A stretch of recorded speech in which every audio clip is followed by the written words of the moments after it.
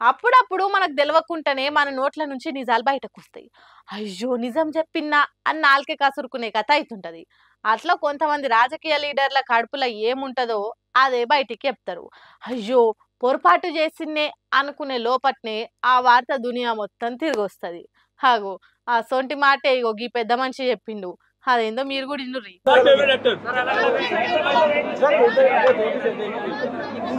नहीं आप बताइए सर कौन सा फेवरेट एक्टर है? नरेंद्र मोदी जी। सर ये तो सर कितना बड़ा आयोजन है सर? ఇన్నరా మీకు ఇష్టమైన నటుడు ఎవరు సార్ అని రాజస్థాన్ సీఎం ని ఎవరో అడిగితే ఏమన్నాడో, నాకు బాగా నచ్చిన నటుడు నరేంద్ర మోడీ అంటున్నాడు. హాగో నరేంద్ర మోడీ అసలు సినిమాలలో నటించలేదు కదా, ఎందుకు అట్లా అన్నాడు?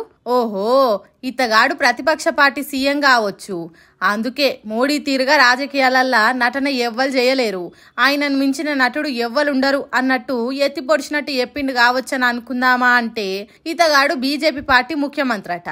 మరి అట్లెందుకు అన్నాడు అంటే, నటుడైనా హీరో అయినా నాకు నరేంద్ర మోడీయే అన్నట్టు చెప్పిండు కావచ్చు. ఇక దీని మీద బయట కొంతమంది సీఎం సాబ్ బరాబర్ చెప్పిను, మీ మోడీని మించిన నటుడు ఎక్కడుండడు, ఎప్పుడు కూడా ప్రెస్ మీట్లు పెట్టి విలేకరులు అడిగిన ప్రశ్నలకు సమాధానాలు చెప్పిండా, ముందుగానే రాసుకున్న ప్రశ్నలకు ముందుగానే అనుకున్న సమాధానాలు చెప్పేటందుకు నరేంద్ర మోడీ మస్తు నటించిండు, టీవీ షోలల్లో హుందాగా ఉన్నట్టు ఫోజులు పెట్టిండు. అంతేకాదు సభలల్లో మాట్లాడేటానికి కూడా ఏం మాట్లాడాలనో ముందుగానే రాసుకున్న స్క్రిప్ట్ను ముందట పెట్టుకొని నిజంగానే మాట్లాడుతున్నట్టు నటించిండు. ఆఖరికి అడవులల్లుండే జీవులతోని మస్తు అంటే మస్తు దోస్తానున్నట్టు నటించిండు. టీవీ షోలల్లా సభలల్లా అడవులల్లా ఇట్లా అంతటి నటించుడంటే చిన్న ముచ్చట్నా? కాబట్టి రాజస్థాన్ ముఖ్యమంత్రి భజన్ లాల్ చెప్పినట్టు నరేంద్ర మోడీని మించిన నటుడు లేడు దునియాలని సోషల్ మీడియాలో కామెంట్లు పెడుతున్నారు. దేశంలో ఎన్ని తక్లీఫ్లున్నా మస్తు డెవలప్మెంట్ జరిగింది అన్నట్టు చెప్తున్నాడు. కాబట్టి భజన్ లాల్ చెప్పిన దాంట్లో తప్పేం లేదని అంటుర్రు.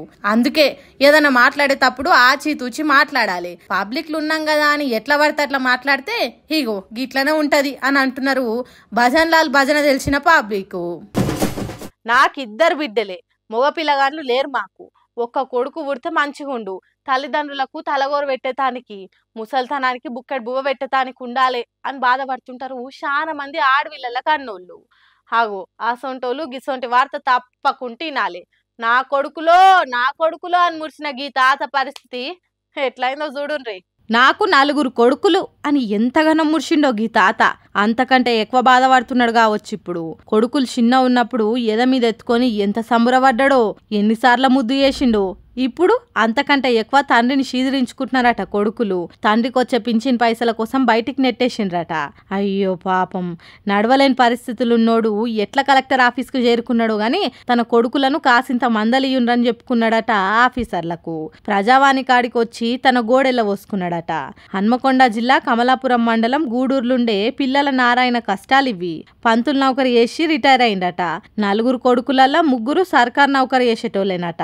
అంటే కొడుకులకు కొలువు వచ్చేటానికి తాను ఎంత చెమట పడిచిండో ఏమో కదా. అంతేకాదు 16 ఎకరాల భూమిని సంపాదించి 4గురికి సమానంగా వంచిచ్చిండట. అట్లా చేసిన తండ్రిని ఎంత మంచిగా చూసుకోవాలి ఏం కథ.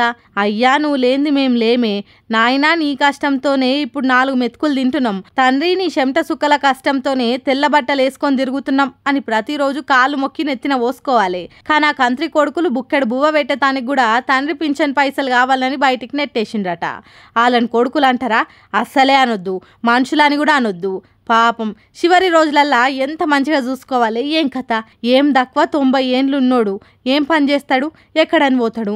భార్య చాలా దినాల కింద కాలం చేసుడితోని ఇట్లా ఒంటరోడై బతకలేక బతుకుతున్నాడట. ఇగో చూడుండ్రి, కొడుకులు పుట్టాలి అని కోరికలు కోరేటోళ్ళు కొడుకులు కాదు పుట్టాల్సింది, ముసల్తనానికి 4 మెతుకులు పెట్టే పిల్లలు పుట్టాలి. వాళ్ళు ఆడోళ్ళ మొగోళ్ళ అనేది కాదు. ఈ రోజులల్లా బిడ్డలే కొడుకుల కంటే మంచిగా చూసుకుంటున్నారు తండ్రులను.